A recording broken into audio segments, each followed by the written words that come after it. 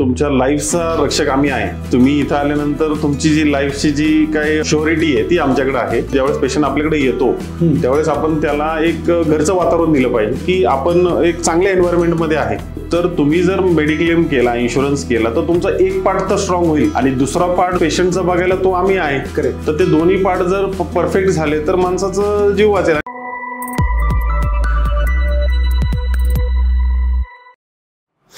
नमस्कार, कोच किरण पाटील या बिझनेस पॉडकास्टमध्ये आपलं मनापासून स्वागत आहे. मित्रांनो, आज कोच किरण पाटील या पॉडकास्ट शोमध्ये आज आलेले आहेत यंग एंटरप्रेन्योर उद्योजक Mahesh Patare, founder of Eon hospital. Mahesh sir, तुमचं मनापासून स्वागत आहे कोच किरण पाटील या पॉडकास्टमध्ये. मला जाणून घ्यायला आवडेल की इओन हॉस्पिटलची नेमकी सुरुवात कशी झाली? इओन हॉस्पिटलची सुरुवात की काही वर्षांपूर्वी माझं इथं कमर्शियल होतं, साधारण एक 2 मजल्याचं कमर्शियल होतं आणि साईडला एक हॉस्पिटल होतं. अच्छा. तर ते हॉस्पिटल साधारण एक 10 ते 15 वर्ष चाललं. त्याच्यानंतर ते काही कारणास्तव बंद झालं. तर त्याच्यामध्ये बंद झाल्यामुळे जो येणारा पेशंटचा फ्लो आहे तो इथे मोठ्या प्रमाणात झाला. नंतर पण जशी रहदारी वाढेल तसं ते वाढत गेलं. मग नंतर मी असं लक्षात आलं की आपणही इथं काहीतरी वैद्यकीय क्षेत्रामध्ये काम करू शकतो, काहीतरी बिल्डअप करू शकतो. मग तर त्याच्यावर मी थोडा अभ्यास केला. एक साधारण 4 ते 6 महिने गेले माझ्या याच्यामध्ये. ते अभ्यास केल्यानंतर 1-2 डॉक्टरांशी मी चर्चा केली की आपण सर असं आहे, आपण असं केलं तर इथं चालेल का? तर सुरुवातीला तर काही डॉक्टरांनी तर तिथे नकार आला. नंतरचे काही डॉक्टर मला चांगली आयडिया म्हटली, आपण इथं काम करू शकतो. तर त्याच्यानंतर मग मी हळूहळू त्यांच्याबरोबर बोलून ते फायनल करून पुढे मी इथे कमर्शियल करण्याचं ठरवलं. हॉस्पिटल सँक्शन करायचं ठरवलं.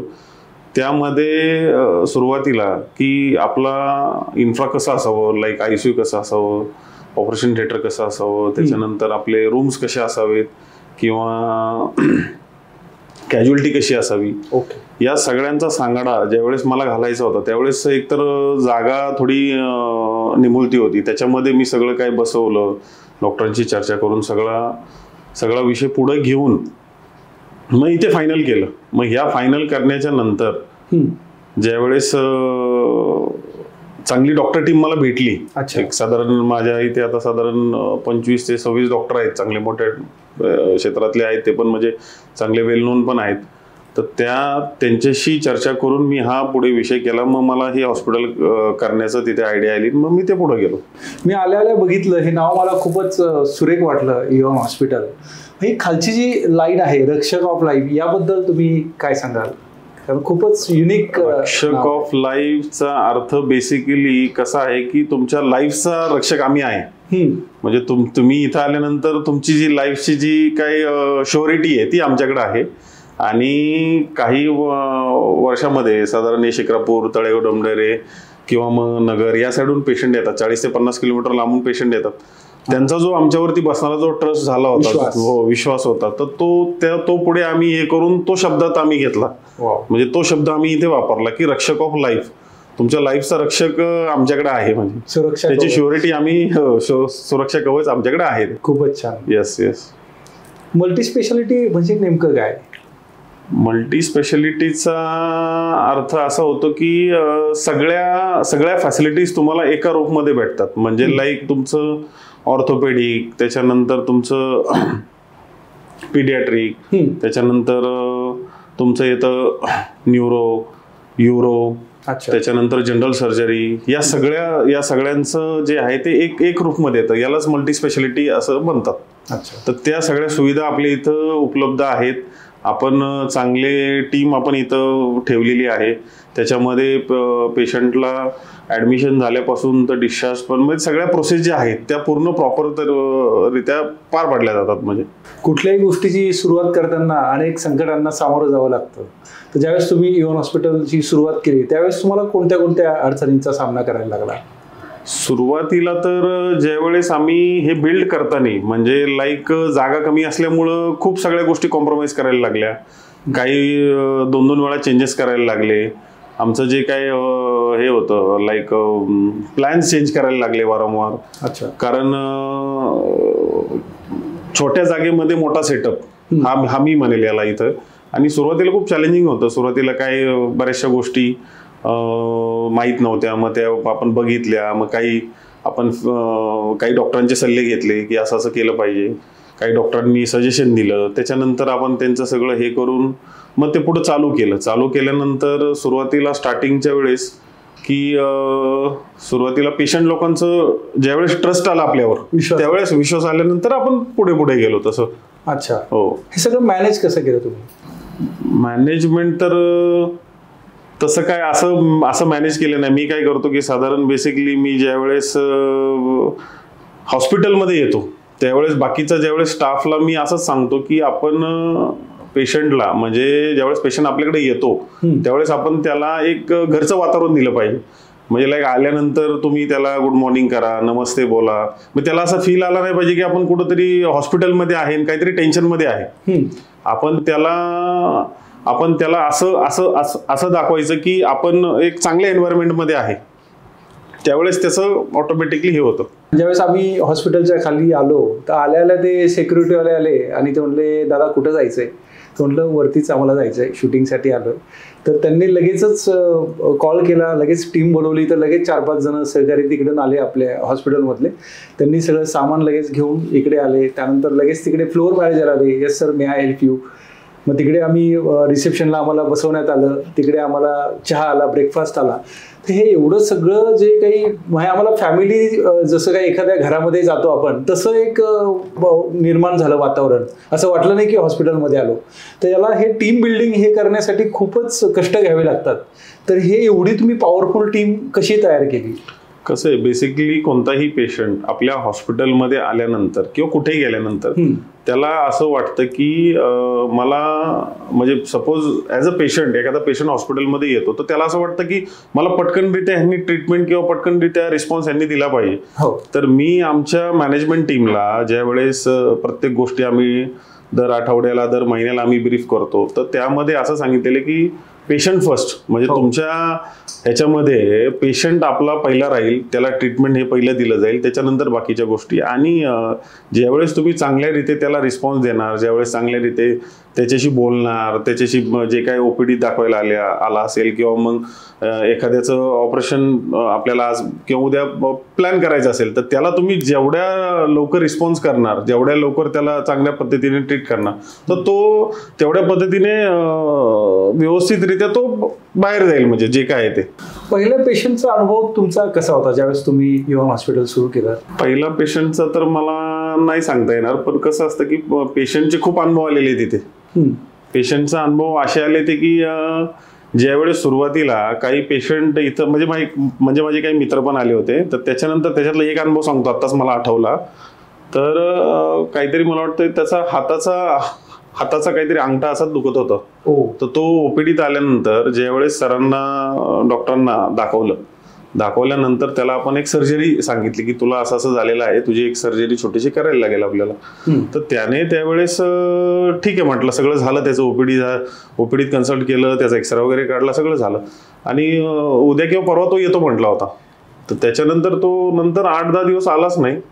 मी पण काय फोन नाही केला त्याला तसं.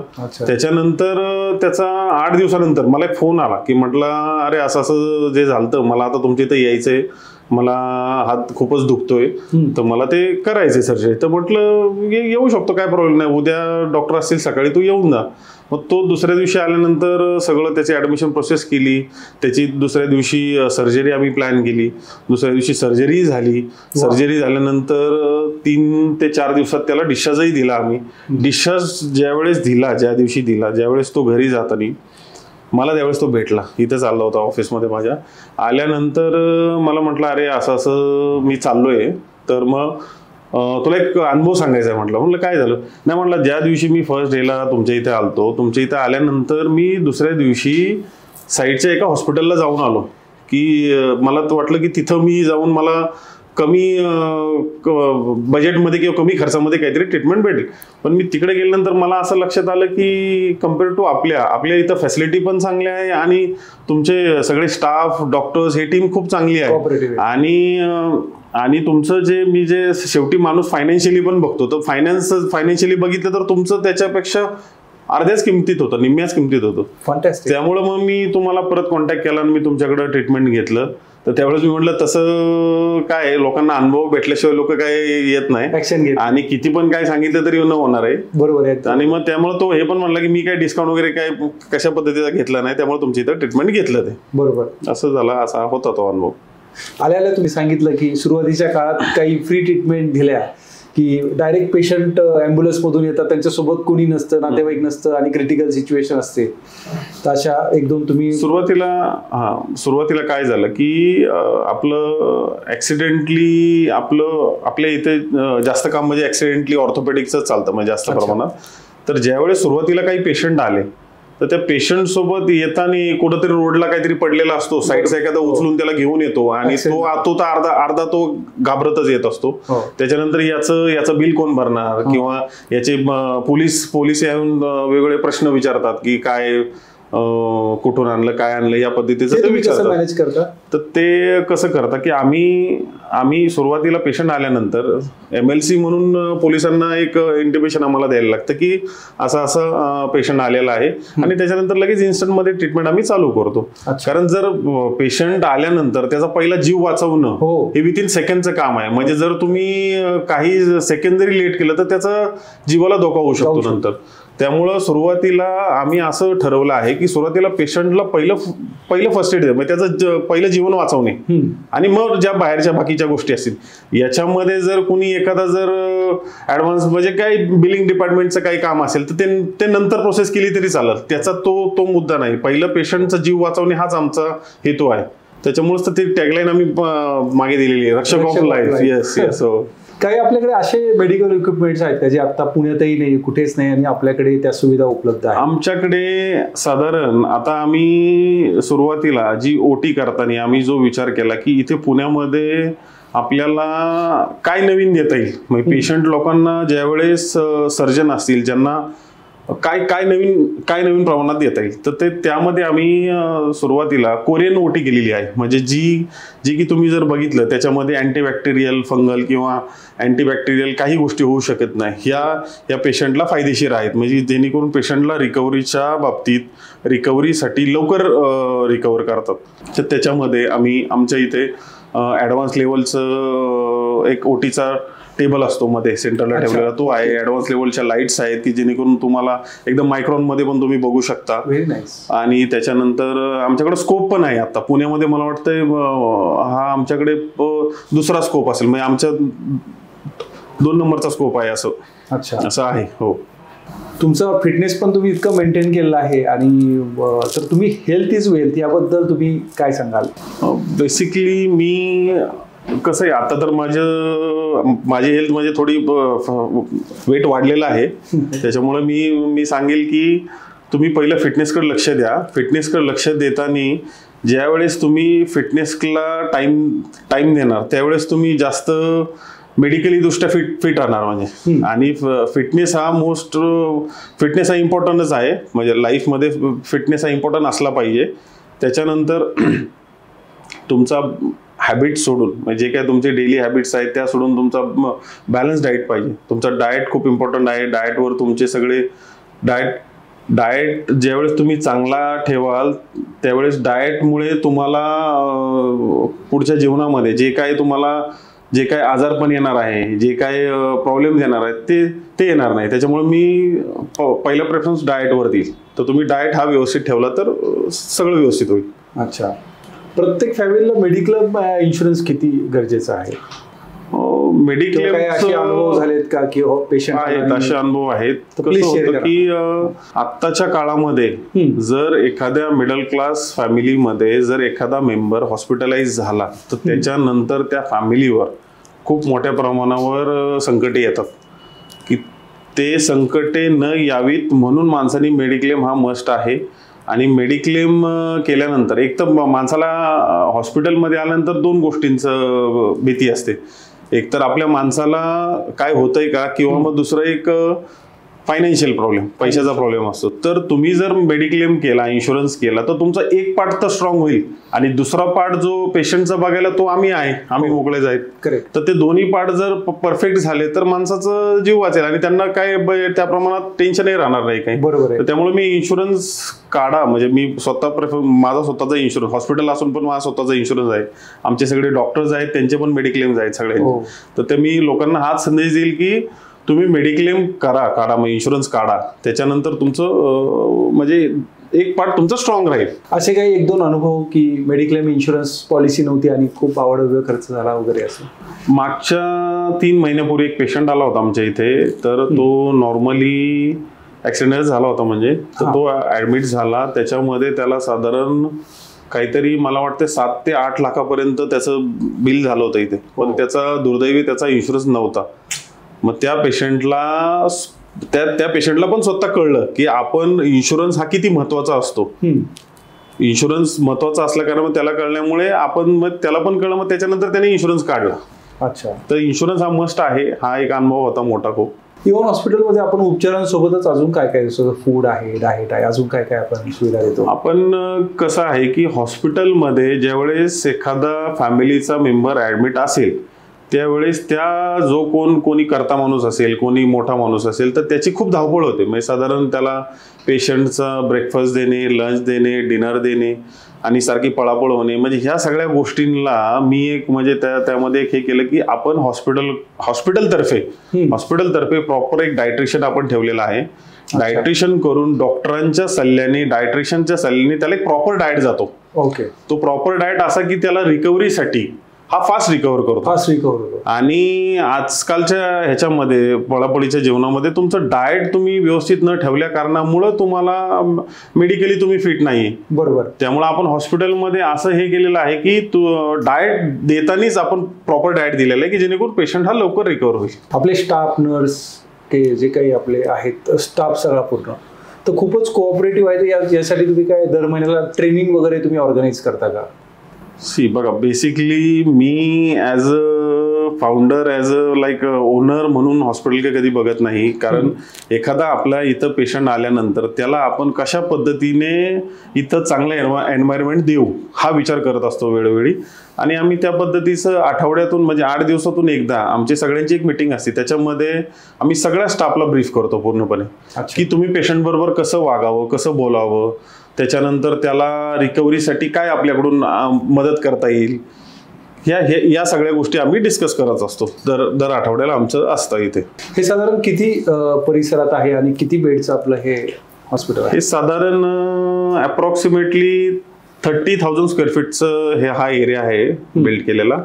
आणि इथे साधारण एक 50 बेडचं हॉस्पिटल आहे आमचं. 50 बेड. हो. एखादा पेशंटचा काही असा युनिक एक्सपिरियन्स तुम्ही सांगू शकता का? शिरूर साईडचा एक मित्र आहे माझा, त्यांच्या घरातले एक मेंबर साधारण 4 महिन्यापूर्वी आपल्या इथं ऍडमिट झाले. त्या ऍडमिशनमध्ये त्यांना मल्टिपल गोष्टी होत्या. म्हणजे साधारण न्यूरो, युरो, मेडिसिन आणि ऑर्थोपेडिक या 4 डॉक्टरांचं, 4 सर्जनचं त्यात म्हणजे काम होतं पूर्ण. आणि सुरुवातीला ऍडमिशन झाल्यानंतर मलाही वाटलं नव्हतं एवढं क्रिटिकल असेल, पण अचानक मध्ये एवढे 4 सर्जन लागले. त्याच्यामध्ये सर्जन लावून ती सर्जरी, त्याच्या 2 दिवस सर्जरी होत्या आणि त्यांनी रिकव्हरीला साधारण एक 10 ते 12 दिवसही घेतले आणि तो पेशंट एकदम व्यवस्थित झाला. म्हणजे मलाही वाटलं नव्हतं की आपल्या इथे एवढ्या क्रिटिकल केअर आपण सांभाळू शकतो, होऊ शकतात. पण तो एक खूप मोठा अनुभव होता आणि त्याच्यात तो पेशंट रिकव्हर झाला. आजही ते इकडे गेले कुठे पुण्यामध्ये तर जातात, येतात, भेटतात, मलाही भेटतात, डॉक्टरनाही भेटतात आणि एकदम प्रॉपर सगळं काय गोष्टी झाल्या. तो एक अनुभव होता. आणि दुसरा एक अनुभव सांगायचं म्हटलं तर पिडियाट्रिक मधला आहे तो छोटासा. मी असंच राऊंड मारायला गेलो खाली. म्हणजे हॉस्पिटलमध्ये ज्यावेळेस पेशंट असतात तर मी काय करतो, रँडमली कधी असा येतो आणि माझ्या फॅसिलिटीवाला किंवा कुणी असेल तर त्यांना मी डायरेक्ट म्हणतो की आपण राऊंड मारूयात की पेशंटचे काय अडचणी आहेत, काय नाही, तर आपल्याला समजतील. तर त्यावेळेस तिथं गेल्यानंतर एक बच्चू तिथं ऍडमिशनला आला होता, नवीन ICU मध्येच होता. तर ICU मध्ये तो बच्चू रडत होता खूप. तर मी त्याला म्हणजे त्याकडे थोडंसं बघितलं आणि त्याला विचारलं तू का रडत आहे, म्हणजे तो काय ते कारणच सांगायला तयार नाही असं तसं. तर त्याला त्याचं असं मत होतं की मला इथे टीव्ही लावावं. पण ICU मध्ये टीव्ही हा बोललं तरी मला म्हणजे त्यावेळेस कसं तरी वाटलं. पण शेवटी मी असा विचार केला की आपण तिथे टीव्ही लावूयात. मग मी एक 20-25 मिनिटांमध्ये तिथे टीव्ही लावून दिला. मग तो बच्चू खेळायला हसायला लागला. मग हे असं म्हणजे पेशंटची मेंटॅलिटी अशी असते की तुम्ही हॉस्पिटलमध्ये आहात पण काही तुमच्या घरच्या वातावरणानुसार पण इथं आहे, तर ते त्यावेळेस रिकव्हरीला पण आपल्याला लवकर रिकव्हर होतात पेशंट. सुपर स्पेशालिटी आणि मल्टी स्पेशालिटी म्हणजे काय? ऍक्च्युली 2 गोष्टी आहेत त्याच्यामध्ये. सुपर स्पेशालिटीमध्ये तुमचं लाईक ऑर्थोपेडिकचं मेन काम असतं. त्याच्यामध्ये लाईक गुडघे बदलायचं, त्याच्यानंतर खुवा बदलायचा, त्याच्यानंतर ते मणक्याचं काम, असे 3-4 प्रकारचे त्यामध्ये गोष्टी असतात. तर त्या गोष्टीमध्ये जर आपण बघायला गेलं तर सुरुवातीला लोक खूप घाबरतात की माझे आता गुडघे बदलायला लागतील, माझे आता खुबा बदलायला लागेल. पण असं फारसं काय मोठं त्याच्यामध्ये हे नसतं. सुरुवातीला ते चालायचं. आता फक्त दुर्बिणीमधून बघून 1 ते 2 टाके टाकले जातात, त्याच्यातच तुमची सर्जरी होऊन जाते. आणि पहिलं लोकांमध्ये असायचं की काय झालं, किती टाके पडले. म्हणजे पहिले लोक सांगायचे की मला 10 पडले, 15 पडले, 20 पडले. आता तसं काही होत नाही. आता छोट्याशा दुर्बिणी स्कोपमधून ते बघून ते ऑपरेशन केलं जातं.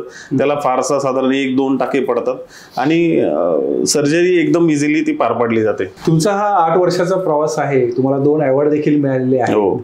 आणि ह्या यशाच्या वाटेचालीमध्ये कोणाचा सहभाग आहे? याच्यामध्ये मी असं म्हणेल की माझ्या हॉस्पिटलमधले जे काही स्टाफ आहेत, काम करणारे जे काही सगळे लोक आहेत, तर त्यांच्यामुळे मला जो काही अवॉर्ड भेटला किंवा मी जे काही काम करतोय त्या पद्धतीने मला त्याचं एनर्जी येते. आणि दुसरी गोष्ट अशी की ज्यावेळेस तुम्ही टीम वर्क करता, हॉस्पिटल म्हणजे टीम वर्कचं काम आहे. हे दोघांनी काम केलं असं नाही की ज्यावेळेस सगळ्या टीमचं काम करतात की त्यावेळेस तुम्हाला रिझल्ट हा भेटलाच जातो. आणि तुम्हाला जर चांगल्यारीत्या काम करायचं तर तुम्ही हा टीमवर्क हा केला पाहिजे. कोऑर्डिनेशन व्यवस्थित पाहिजे, पेशंट बरोबरचं कोऑर्डिनेशन, तुमच्या आपापसातलं जे काही कोऑर्डिनेशन असेल किंवा स्टाफमधले काय कोऑर्डिनेशन ते स्ट्रॉंग पाहिजे ॲक्च्युली. तर ते असेल तर तुम्ही काही अचीव्ह करू शकता असं माझं मत आहे. आणि याच्या मागे हा टीमवर्कचा पार्ट राहील खूप मोठा. ICU आपण आल्यापासून बोलतोय ICU सर्जरी, तर या व्यतिरिक्त आपल्याकडे कोणते डिपार्टमेंट आहे? याच्या व्यतिरिक्त आपल्याकडे फिजिओथेरपी हा खूप मोठा डिपार्टमेंट आहे, जेणेकरून त्याचं आपल्या ह्या भागामध्ये खूप मोठं काम आहे. आणि आपल्याकडे ऍडव्हान्स लेवलच्या काही मशिनरीज आता सध्या 1-3 महिन्यापूर्वीच आलेले आहेत की जेणेकरून पेशंट लोकांचे फीडबॅक हे खूप चांगल्या प्रमाणात आहे. रिकव्हरी पण खूप चांगली आहे. आणि त्याच्यामध्ये आपण चांगली टीम पण आहे. फिजिओथेरपीचे आपले काहीतरी 4 डॉक्टर्स आहेत. हे शिफ्ट वाईज काम करतात आणि मोठ्या प्रमाणात ते रिकव्हरी रेट सगळ्यात चांगला आहे. त्याच्यानंतर तुम्ही जर विचारायला लागले तर आपल्याकडे डायलिसिस पण खूप मोठ्या प्रमाणात आहे आणि त्याचा पेशंट फ्लो पण खूप मोठा आहे. आजकाल किडनी फेल्युअर झाल्यानंतर डायलिसिस हा खूप महत्वाचा पार्ट झालेला आहे. आणि पुण्यामध्ये पहिलं डायलिसिस फक्त पुण्यामध्येच व्हायचं. आता ते आपण खराडीमध्ये पण खूप मोठ्या प्रमाणात चालू झालेलं आहे आणि ते आपण करतोय पण. आणि पेशंट पण खूप चांगले आहेत, रिकव्हरी रेट पण खूप चांगला आहे. कम्पॅरेटिव्हली पहिलं जे काम होतं ते आता खूप जास्त आहे. म्हणजे मी म्हणेल की 3 पट काम वाढलेलं आहे. आणि पुढच्या काळामध्ये अजून डायलिसिसचं आम्ही युनिट थोडं मोठं करणार आहे, जेणेकरून पेशंट लोकांचा जो कम्फर्टनेस आहे तो वाढेल. महेश सर, युवन हॉस्पिटलचं आपलं पुढच्या 7-8 वर्ष 10 वर्षाचं विजन काय आहे? पुढचं विजन असं आहे की आता आपलं लाईक 50 बेड हॉस्पिटल आहे. आपल्याला जागा कमी पडत आहे. त्याच्यानंतर आपण साईडला एक्सपांड करण्याचा विचार करतोय की जेणेकरून आपलं 110 बेडचं हॉस्पिटल असं खूप मोठं असं हॉस्पिटल होईल. आणि त्याच्यामध्ये मोठं झाल्यानंतर की आपण पुढे रोबोटिक सर्जरीचा विचार करतोय, रोबो घेण्याचा विचार करतोय. काही ऍडव्हान्स लेवलच्या काही मशिनरीज अजून आपण ऑर्डर करणार आहेत. तर त्या आपलं ते सगळ्यात मोठं विजन आहे. महेश सर, मगाशी तुम्ही म्हणाले की नेमकं युवन हॉस्पिटलचं लोकेशन किंवा स्पॉट म्हणजे तुम्हाला नेमकं काय म्हणायचं आहे? युवन हॉस्पिटलचा जो हा चौक आहे तो सगळ्यात महत्वाचा आहे. कारण या रोडला कुठेही जर काही अपघात झाला तर पेशंट इथं आल्यानंतर तो पेशंट वाचतोच. म्हणजे आपल्याकडे अशा सुविधा आहे ऍडव्हान्स लेवलच्या, त्याच्यामुळे पेशंट हा वाचतोच. त्याच्यानंतर पेशंट रिलेटिव्ह येताना तर तो बोलून जातो की मी युवन चौकामध्ये आहे. तर युवन नाव त्या त्यासाठी फेमस आहे. आला म्हणजे जगला. आला म्हणजे जगला. येस. क्या बात आहे. महेश सर, आताची जी नवीन पिढी आहे, प्रत्येकालाच व्यवसाय करायचा आहे, तर ह्या पिढीला तुम्ही काय सल्ला द्याल? सुरुवातीलाच मी सांगितलं की मी डॉक्टर नाहीये, नॉन मेडिकल पर्सन आहे. तरी पण एखाद्याच्या मनामध्ये काम करण्याची जर क्षमता, भावना ह्या खूप मोठ्या प्रमाणावर असतील तर तो काही करू शकतो, जग जिंकू शकतो. याच्यामध्ये मी युवांना असं सांगेल की तुम्ही जे काही काम तुम्ही करताय तर ते एकदम मनापासून करा, एकदम स्वतःच्या इच्छानुसार करा. अशा पद्धतीचं मी युवांना संदेश देईल. Thank you very much Mahesh sir, तुम्ही आज इकडे कोच किरण पाटील पॉडकास्टमध्ये आलात आणि कार्यक्रमाची शोभा वाढवली, खूप सारं नॉलेज दिलं. कशा पद्धतीने तुम्ही हा व्यवसाय चालू केला, कशा अडचणी आल्या आणि आज एवढं मोठं आज तुम्ही साम्राज्य उभं केलंय आणि याच्यावरही न थांबता तुमचं एक मोठं विजन पुढे तुमचं आहे आणि खूप युवा पिढीलाही तुम्ही खूप चांगल्या पद्धतीने मार्गदर्शन केलं. Thank you very much. लवकरच आपण सेकंड पॉडकास्ट घेऊया. तर मित्रांनो, तुम्हाला हा व्हिडिओ आवडला असेल तर लाईक करा, शेअर करा आणि जास्तीत जास्त लोकांपर्यंत सबस्क्राईब करा की जेणेकरून त्यांना देखील त्यांच्या आरोग्याची काळजी घेता येईल. आणि काही झालं तरी इथे आहेच रक्षक ऑफ लाईफ मित्रांनो. तर स्वस्थ राहा, मस्त राहा, तुमच्या कुटुंबाची काळजी घ्या, तुमची काळजी घ्या आणि हा व्हिडिओ जास्तीत जास्त शेअर करा आणि चॅनलला लाईक करा, शेअर करा, सबस्क्राईब करा. तर भेटूया आपण लवकरच पुढील पॉडकास्टमध्ये. तोपर्यंत काळजी घ्या. थँक्यू.